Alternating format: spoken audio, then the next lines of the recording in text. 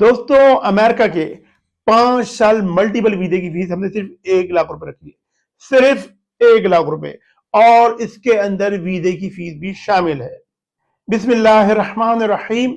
अस्सलाम वालेकुम फ्रेंड्स, मैं आपका दोस्त वकार ताहिर खान एम्स्टर्डम हॉलैंड से एक बार फिर आपसे दोस्तों और भाइयों की खिदमत में हाजिर हूँ। फ्रेंड्स, अगर आपके पास जॉब नहीं है, यानी आप जॉबलेस हैं, आपके पास बैंक स्टेटमेंट नहीं है, आपके पास सैलरी स्लिप नहीं है, आपके पास एनओसी नहीं है, आपके पास एफआरसी नहीं है, आपके पास एमआरसी नहीं है, आपके पास कुछ भी नहीं है, ना जॉब है ना बिजनेस है, कुछ भी नहीं है, तो आपने अगर अपनी किस्मत ट्राई करनी है, आप चाह रहे हैं कि आप वीजे के लिए कोशिश करें, तो उसके लिए बेस्ट ऑप्शन है अमेरिका का, USA, United states of America. इस वीजे की फीस हमने रखी है, यानी पैकेज जो है वो 1 लाख रुपए रखा है, और ये उन भाइयों के लिए रखा है जिनके पास कुछ भी नहीं है। सही है। अब आप बोल रहे वकार भाई, अमेरिका का वीजे की आप बात कर रहे हैं, बैंक स्टेटमेंट नहीं चाहिए, तो हम तुर्की का वीजा अप्लाई करते हैं, हम शेंगन वीजा अप्लाई करते हैं, तो उसके लिए तो हमें सब कुछ चाहिए होता है। ये किस तरीके से पॉसिबल है कि अमेरिका का वीजा अप्लाई कर रहे हैं और उसके लिए ये तमाम तर चीजें जरूरी नहीं है? ये सारी चीजें मैं आपको डिटेल से एक्सप्लेन करूंगा दोस्तों इस टॉपिक पे। आपको पता है कि मेरे 3 यूट्यूब चैनल्स हैं हमारे, और इन तीनों यूट्यूब चैनल पे मैं मुख्तलिफ टाइमिंग्स में इस पैकेज के हवाले से लोगों को इन्फॉर्म करते रहता हूँ। और क्यों इन्फॉर्म करता हूँ, उसकी एक सबसे बड़ी वजह है। वजह यह है कि इस सिलसिले में पाकिस्तान में बहुत सारे एजेंट्स लोग जो हैं वो 4-4, 5-5 लाख रुपए ले रहे हैं अमेरिका का सिर्फ वीजा अप्लाई करने के लिए। यूएई के अंदर, फिर सऊदीया के अंदर, यूएई में लोग 3-3, 4-4 हजार धर्म लेते हैं, सऊदीया में 3-3, 4-4 हजार रियाल ले रहे हैं, और सिर्फ ये DS 160 फॉर्म फिलअप करने के। और आपको कहते हैं वीजा लग गया, तो फिर सभी को दिखा देंगे, देखें वीजा लग गया, और जिनके नहीं लगते उनके बारे में तो कोई जिक्र ही नहीं होता। सही है। तो इन तमाम तर चीजों को मद्देनजर रखते हुए फिर मैंने ये पैकेज 1 लाख रुपए का रखा। सिर्फ 1 लाख रुपए की, जो पाकिस्तान में जो करोड़पति आदमी है वो भी इस वीजा को अप्लाई कर सकता है, और जो भीख मांगने वाला है, यानी भिखारियों के लिए भी हमने ये ऑप्शन रख दिया है।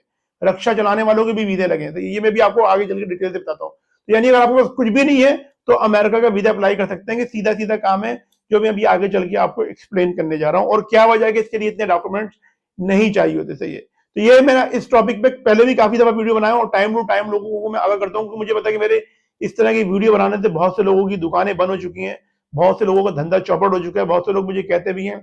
तो अब मैं बहरहाल कोशिश करता हूँ कि मैं कम ही बात किया करूँ, क्योंकि लोग जो है ये मतलब ये लोगों के जो नहीं, बहुत से लोगों का धंधा चौपट हो चुका है, उनकी यानी कि मंडी के अंदर जो है वो डंडी लग चुकी है।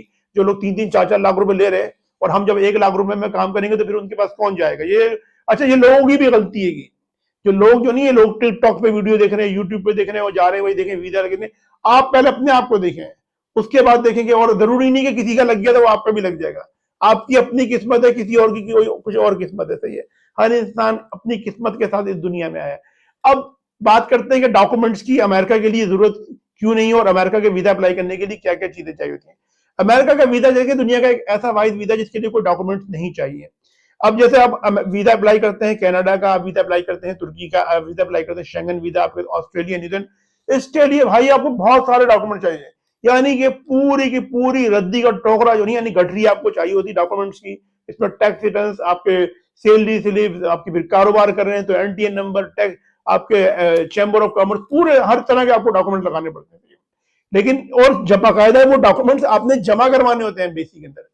जैसे यूके का वीजा आप प्रोसीड करते हैं या कनाडा का वीजा प्रोसीड करते हैं, तो यूके का हाई कमीशन में आपको डॉक्यूमेंट अपलोड करने होते हैं। शेंगन वीजा अप्लाई कर रहे हैं, नीदरलैंड्स का, जर्मनी का, फ्रांस का, उसके लिए बाकायदा ये सारे डॉक्यूमेंट जमा होते हैं, और वीजा ऑफिसर इन डॉक्यूमेंट की बेस पे आपको वीजा देता है। वो इन तमाम डॉक्यूमेंट को खोल के चेक करेगा, आपको टैक्स रिटर्न, आपकी सैलरी स्लिप्स, आपका बैंक स्टेटमेंट, सब कुछ चेक करेगा। लेकिन अमेरिका के वीजा अप्लाई करने के लिए भाई आपको कोई भी डॉक्यूमेंट जमा नहीं होगा। डॉक्यूमेंट सबमिट एक भी डॉक्यूमेंट नहीं होगा। ना आपकी सैलरी स्लिप सबमिट होगी, ना आपका बैंक स्टेटमेंट सबमिट होगा, ना कोई एनओसी सबमिट होगी, ना कोई आपका जो है वो प्रॉपर्टी के डॉक्यूमेंट्स होंगे, ना ही कोई कुछ भी जमा नहीं होगा। सिर्फ एक फॉर्म होता है DS 160 फॉर्म, जिसको प्रोफेशनली फिलअप करना होता है, और लोग उसी के पैसे आपसे चार्ज कर रहे होते हैं, लाखों रुपए फीस। सही है। वो फिलअप करना होता है, वो सबमिट करना होता है। उसके बाद जो प्रोसेस होता है इंटरव्यू की तैयारी। अब हम करते क्या है कि हमारे जो भी क्लाइंट्स होते हैं, क्योंकि हमारी जो अमेरिका की वीजा रेशो इसलिए हाई हुई है, बाकायदा क्लाइंट के साथ as a visa officer deal करते हैं, उसको सारी चीजें एक्सप्लेन करते हैं, उसके बताते हैं भाई आपकी ड्रेसिंग, आपका गेटअप इस तरीके से होने चाहिए, आपकी बॉडी लैंग्वेज इस तरीके से होनी चाहिए, क्योंकि ये काउंटर इंटरव्यू होता है और ये वीजा भी इंटरव्यू बेस होता है, 2 से 3 मिनट का इंटरव्यू होता है और हम उसको बता दें भाई इसी तरीके से आपने इस अंदाज में वीजा ऑफिसर को जवाब देना है। 2-3 दफा हमारी टीम जो है वो खुद क्लाइंट के साथ as a visa officer deal करती है। और ये इंटरव्यू जो पाकिस्तान में रहने वाले हैं वो ये इंटरव्यू उर्दू में देना चाहें तो उर्दू में भी दे सकते हैं, इंग्लिश में देना चाहें तो इंग्लिश में दे सकते हैं, और वहां पे कोई ट्रांसलेटर मौजूद नहीं होता।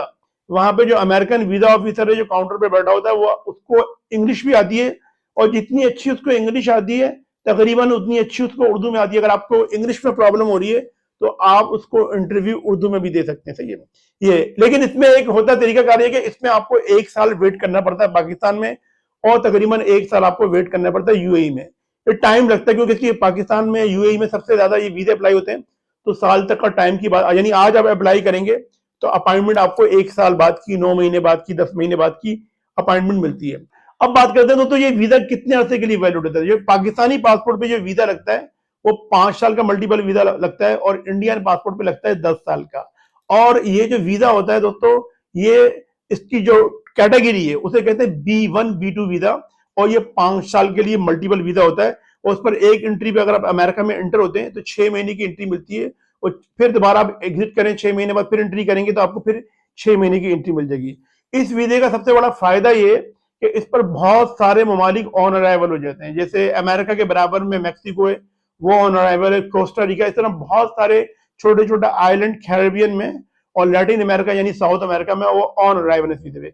इसी वीजे पे ईस्टर्न यूरोप का जो पार्ट है, बाल्कन कंट्रीज जैसे Serbia, Bosnia, Montenegro, North Macedonia, इसके अलावा जॉर्जिया, तो ये बहुत सारे कंट्रीज जो है इस पे ऑन अराइवल है, आपको वीजे की भी जरूरत नहीं है। तुर्की का वीजा भी इस पे ऑनलाइन वीजा मिल जाता है अगर आपके पास यूएस का वीजा, वैलिड वीजा मौजूद है, सही है। तो ये बहुत सारे ममालिक ऑन अराइवल हो जाते हैं यूएस के वीजे पे, सही है। और जिस पासपोर्ट पे अमेरिका का वीजा लगा होता है उसकी वर्थ ऑटोमेटिकली बढ़ जाती है, और अगर एक दफा आप अमेरिका जाके विजिट करके आ जाएं उसके बाद फिर आप किसी भी कंट्री का वीजा अप्लाई करें, कनाडा का, शेंगन का, ऑस्ट्रेलिया का, न्यूजीलैंड का, तो वीजा लगने के चांस गारंटी से लग जाएगा।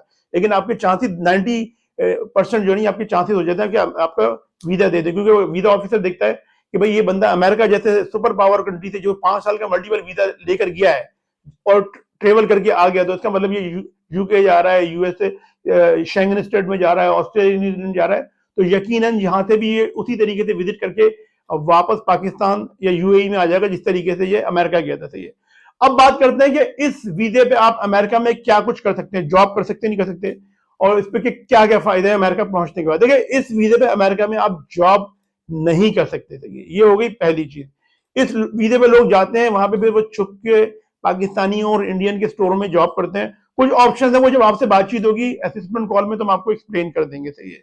इसके अलावा अमेरिका में अगर आप वहां पे इस वीजे के यहाँ पे किसी कोर्स में या डिग्री प्रोग्राम में, यूनिवर्सिटी में एडमिशन लेना चाह रहे हैं तो वो एडमिशन भी आप ले सकते हैं, सही है। इसके अलावा वहां पे अगर आप अगर आप सिंगल हैं और आप चाह रहे हैं कि किसी यूएस नेशनल या यूएस ग्रीन कार्ड होल्डर लड़की से शादी कर लें तो वो भी कर सकते हैं, उसके ब्याह पे भी आपको वहां का ग्रीन कार्ड मिल जाएगा। इस तरीके से वहां पर अगर आप बिजनेस करने जा रहे हैं, जैसे E2 वीजा होता है, तो अगर आपके पास अच्छी खासी इन्वेस्टमेंट मौजूद है तो इन्वेस्टर के ब्याह पे भी वहां पे आप E2 वीजा अमेरिका का अप्लाई कर सकते हैं। तो ये कुछ ऑप्शन है। और बहुत से लोग अमेरिका में कुछ भी नहीं होता तो बहुत से लोग अमेरिका पहुंच के पॉलिटिकल एसाइलम, जिसे सियासी बना कहते हैं, वो अप्लाई करते हैं, और उस पर फिर सियासी बना का जो केस होता है उस पर भी आपको वहां पे काम करने की परमिशन मिल जाती है। तो ये कुछ चीजें हैं जो मैंने आपको बताई हैं कि अमेरिका के बारे में। मेरे ख्याल से इस वीडियो में मैंने आपको सारी चीजें बता दी, कॉस्ट से लेके वहां पे पहुंचने तक, और पहुंचने से लेके वहां पर पहुंचने के बाद आप क्या कुछ कर सकते हैं, सही है। मेरे ख्याल से मजीद कुछ बताने की जरूरत नहीं है। ऊपर जो आपको मेरा नंबर नजर आ रहा है, ये स्क्रीन पे जो नंबर चल रहे हैं, इस नंबर पे आपने मुझे कॉल नहीं करनी। अगर आप चाह रहे हैं आपको मजीद डिटेल चाहिए और आपने ये केस प्रोसीड करवाना है तो उसके लिए आप हमसे एक असेसमेंट कॉल बुक करवा लें। उसकी कॉस्ट है 5,000 रुपए पाकिस्तानी। आप कॉल बुक करवाइए, फिर जब बाद में आप केस प्रोसीड कराएंगे तो 1 लाख रुपए में से ये 5,000 रुपए माइनस कर देंगे, बाकी आपने फिर 95,000 रुपीज देने हैं, सही है। तो फ्रेंड ये आज की वीडियो। आप सब अपना बहुत बहुत ख्याल रखें, अपने पेरेंट्स और अपने बुजुर्गों का बहुत बहुत ख्याल रखें, और अपने भाई के इस चैनल का भी। मैं मिलता हूँ अपनी नेक्स्ट वीडियो में। अस्सलाम वालेकुम, अल्लाह हाफिज।